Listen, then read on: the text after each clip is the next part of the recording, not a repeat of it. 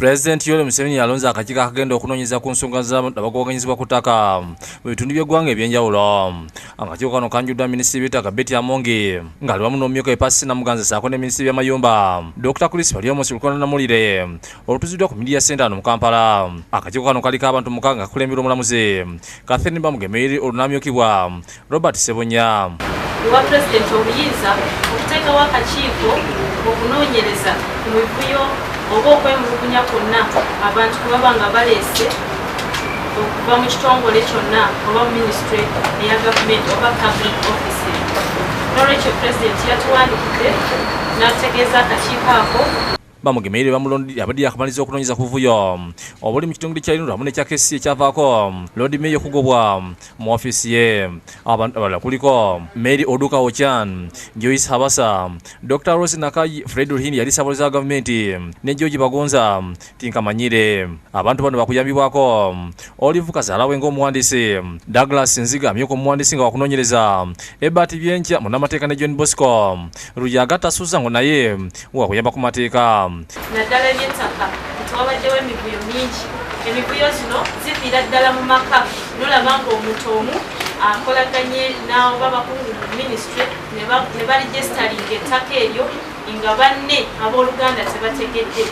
Ate nozaako n'ettaka lya gavumenti eribadde nga ligabibwa mu ngeri ya manchole, omuntu n'aliregisteringa n'alituula lirye nga takuddeeyo oba kuliko abatuuze oba tekuli naye nga ayise mu mitendera si mirambulivu. Akakiiko kamu kagenda kunoonyeza ku ttaka lya gavumenti weriri n'amateeka agalibwako kugira abantu abeesinza ku ttaka. Ku mivuyo n'okwemulugunya okubaddewo kwe mubadde munda bulijjo mu engeri ettaka gye lifunibwamu n'ettaka engeri gye likuumibwamu n'engeri ettaka gye likozeseddwamu. Ate era n'akakiiko kataddemu ensonga endala enkulu ey'okunoonyereza ku land fund. Land fund ssente eziweebwa Uganda Land Commission okulaba mbu ziyambako okusasula betwandise nga balandlord oba bannannyini mataka abagawadde gavumenti.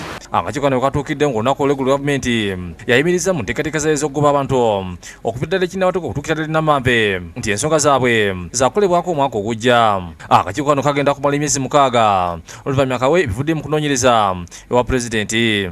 Kagenda kumala emyezi 6 naye nga kajja kusooka kakole mini report oba ripooti esookerwako mu myezi 3 tekagenda okuleeta ministry nabo bonna bekikwatako ne President alonze okulaba nti basomamu ebisookerwako. Basabye abantu abalina amawulire agannayambako akakiiko okugawayo amangu ddala okunoonyereza kusobole okuggwa mangu. Baminisita bategeeza nti akakiiko kano kagenda kwetegereza omugaso gwa Uganda Land Commission ne ssente zibadde zibaweebwa eza land fund kizikola. To assess the legal and policy framework on government land acquisition, to identify, investigate and inquire into effectiveness of the dispute resolution mechanisms available to persons involved in land disputes. You appoint somebody who is tested, who is able to do a very good job and able to navigate through all the pressures of investigating some of these sensitive matters. Robina Nantale yakusakidde Green lwa Bukedde TV.